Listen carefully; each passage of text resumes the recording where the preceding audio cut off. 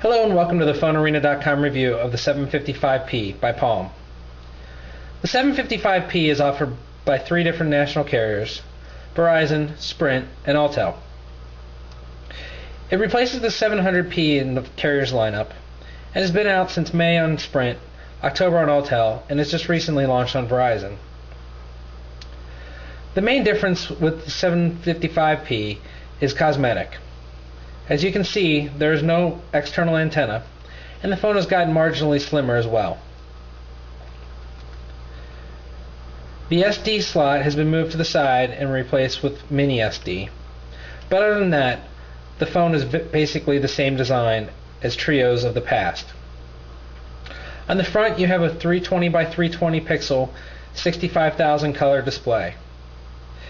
As always, it is a touchscreen display, or can also be controlled with the directional pad. You'll find send and end keys, as well as a phone key, calendar, mail, and home. The calendar, mail, and home keys can be customized as the user wants, but the phone key is pre-programmed and hard-coded. There's also a multifunction button on the side that the user can program to their liking. A typical 5-way directional pad with the enter key in the middle sits there, and below that you have a full QWERTY keypad. The keypad's nice and easy to use, there's plenty of play, and the user knows that the buttons have been pressed. Above the multifunction key on the side is a volume rocker, and on the other side we find the aforementioned micro SD port as well as the infrared port. At the top there's a slider switch which will turn the phone quickly into vibrate mode, and at the bottom is a standard Palm charging and data port as well as a 2.5mm jack. On the back of the phone you'll find a 1.3 megapixel camera, the speaker. The stylus sits up at the top, and at the other side you have a cover for an external antenna hookup. Most of the back is the battery door, which easily comes off with the press of a button and a slide. The phones are now coated in a soft touch paint, similar to many other phones we've seen recently. This gives the phone a lot better feel than previous Treos like the 700. It makes the phone easier to grip, as the plastic is not nearly as hard and slippery as it was before. There are a couple different colors offered. What you see here is the azure green offered by Verizon. Sprint also offers a blue and burgundy, while Alltel offers a black. There's really nothing new to say about the operating system here. It's the same Palm OS that runs on the 700p, and basically the same Palm OS we've seen for years. It runs quick and stable, and our only real complaint is that it hasn't changed in years. We'd like to see something a little bit fresher from Palm. That said, it's still a very easy to use operating system, and we always recommend Palms to new smartphone users. As always, we have the different categories. Users can create new categories and can sort their contacts and applications as they wish. All the basic personal information management functions are here, such as a calendar, memos, tasks, contacts, and a full calendar. Also on board is email. There are a couple of different options here. For Verizon, they offer their wireless sync. This is a great program and offers true push email. Not only does it sync mail, but it will also deal with things such as your memos, travel information, backing up your information, your contacts, and your calendar.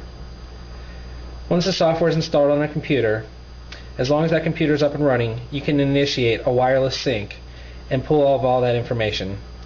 Or you can also have the information pushed to you. The Sprint Treo offers VersaMail, which is a very capable email client and has been used on Treo for years. Both of these are very easy to use, and even a novice user will be up and running in just a few minutes. The Verizon Treo is pretty light on multimedia applications. Something that we find on both the Sprint and Verizon one is Pocket Tunes. This is a very capable little media player that can handle all kinds of different formats, such as MP3 and AAC. It's very simple and straightforward, and one thing that we really like about it is that it does play in the background. It'll show album art and all kinds of different features, and supports playlists as well. The Sprint Treo does offer a few games such as Bejeweled, and most notably it offers the Sprint TV service.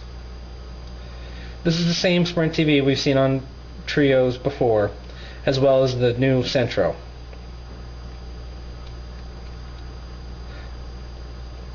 Verizon does offer a TV service as well, however, it is not supported on their smartphones. As you can see, it's pretty easy to navigate, and the quality is relatively good. We'll wait a second here for it to buffer and start NFL Network.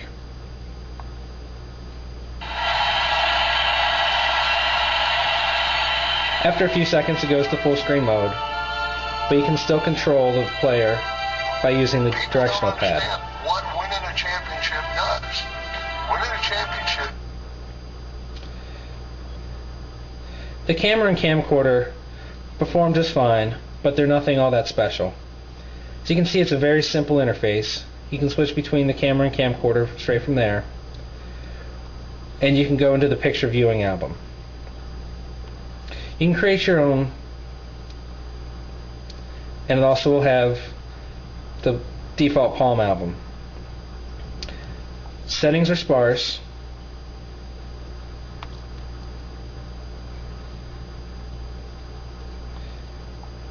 And in fact, the only thing you can really change is tones from black and white to sepia or normal. You can turn the shutter sound and off, and you can change the resolution. It's a 1.3 megapixel camera, and videos are recorded at a max resolution of 352 by 288, which is plenty good for YouTube. The 755p definitely is not a multimedia oriented device, but it should allow you to get through the day for everyday things such as small picture taking, or if you wanted to listen to your MP3s. The web browsing on the 755p is handled by Blazor, as always. Blazor is Palm's own browser and is capable of rendering HTML pages, although a lot of times with a page like YouTube or ESPN, it will revert to the mobile version when available. As you can see here, a large page, such as Phone Arena, will take a little while to load. It will, however, render the page completely. It does not support Flash or anything of that nature, but the website is fully functional. Blazor is an okay browser. We don't hate it by any means, but there are definitely some things we'd like to see changed. The 755p is a very capable smartphone. When it was released last May, it was a worthy successor to the 700p.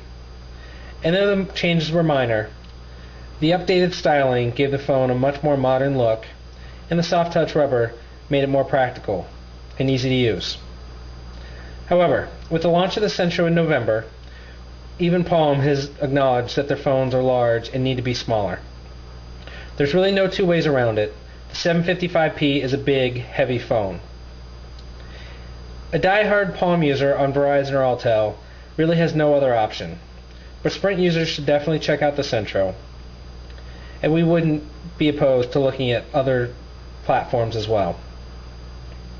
The display's big, the keys are easy to use, but in the end, the 755p does not offer anything to justify its size.